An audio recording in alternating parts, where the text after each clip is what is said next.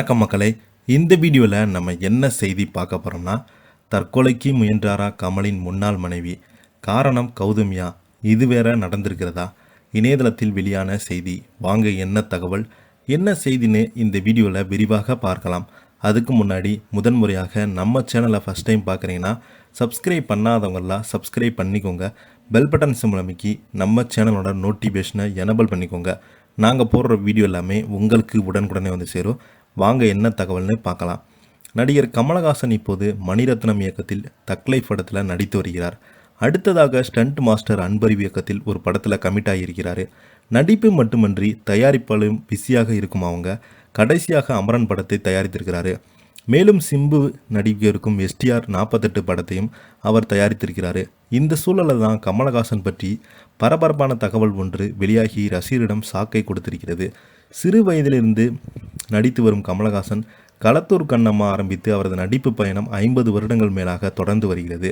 சினிமாவில் பலருக்கும் ரோல் மாடலாக இருக்கும் அவர் தனது ஒவ்வொரு படத்தில் எந்த ஒரு புதிய முயற்சியும் தொடர்ந்து செய்து கொண்டே இருப்பார். அது வெற்றி பெறுகிறதோ இல்லையோ, தோல்வியடைகிறதோ, தனது சோதனை முயற்சியை மட்டுமே அவர் எப்போதுமே கைவிட்டதே இல்லை என்பதையும் குறிப்பிட்டிருக்காரு. தொடர்ந்து சினிமாவில் நடித்து வந்த அவங்க மக்கள் நீதி மையம் என்ற கட்சியை தொடங்கியிருக்காங்க. அதன் காரணமாகவே நடிப்புக்கு சில காலம் ஒழுக்கப்பட்டிருக்காங்க. ஆனால் அரசியல் களத்தில் கமலஹாசன் எதிர்பார்த்த வெற்றி அவருக்கு யாருக்குமே கிடைக்கல. இதன் காரணமாகவே லோகேஷ் கனகராஜ் இயக்கத்திய விக்ரம் படத்தின் மூலம் மீண்டும் நடிக்க ஆரம்பிச்சிருக்கிறாரு. அந்த படம் மெகா ஹிட்டானது. எனவே அடுத்தடுத்து தொடர்ந்து படங்களில் நடிக்க கமிட் ஆகி வருகிறாரு. விக்ரம் படத்துக்கு வெற்றி பிறகு சங்கர் இயக்கத்தில் இந்தியன் 2 படத்தில் நடிச்சிருக்கிறாரு. படம் மோசமான தோல்வியை சந்தித்தது. தற்போது மணிரத்னம் இயக்கத்தில் தக் லைஃப் படத்தில் நடித்து வருகிறாரு. அவருடன் சிம்பு, த்ரிஷா, விருமாண்டி, அபிராமி உள்ளிட்டோர் நடிச்சிருக்காங்க. இந்த படத்துக்கு பிறகு கட்சி வினோத் இயக்கத்தில் நடிப்பதாக இருந்தது. ஆனால் அந்த படம் பெரிய ட்ராப் ஆனது. அதற்கு பதிலாக ஸ்டண்ட் மாஸ்டராக அன்பவரி இருக்கும் படத்தில் நடித்து கமிட் ஆகியிருக்கிறாரு. மேலும் அமரன் படத்தை தயாரித்த அவர் சிம்பு நடிக்கும் STR 48 படத்தை தயாரிக்கிறார். இதற்கிடையே முதல் அவர் வாணி கணபதியை காதலித்து திருமணம் செய்தார்.